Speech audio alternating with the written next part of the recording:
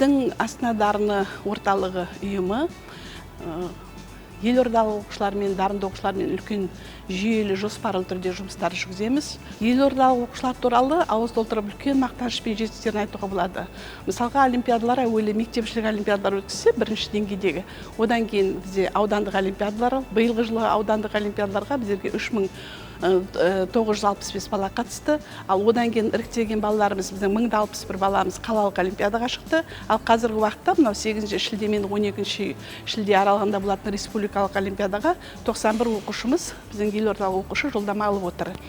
Біз оларға сәттілік тілегіміз келеді, және ең бір жақсы қуанышпен айтатын біздің жаңалығымыз, біздің елордалық оқушылардың олимпиадалық командасы 13 жылдан бері бірінші орынды және ең үздік команда деген номинацияға иеленіп жүр. Енді биылғы жылда біз оқушыларымыздан осындай жақсы, зор үміт күтеміз. Я являюсь победителем, серебряным призером Международной олимпиады по математике 2019 года. Также являюсь многократным победителем Республиканской олимпиады по математике и многих других международных и национальных олимпиад. Свою олимпиадную карьеру начала в 8 классе.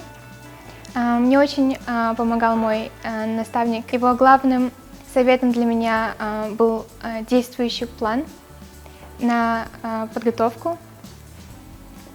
И в этом году с 8 по 11 июля будет последняя республиканская олимпиада, на которой я буду участвовать.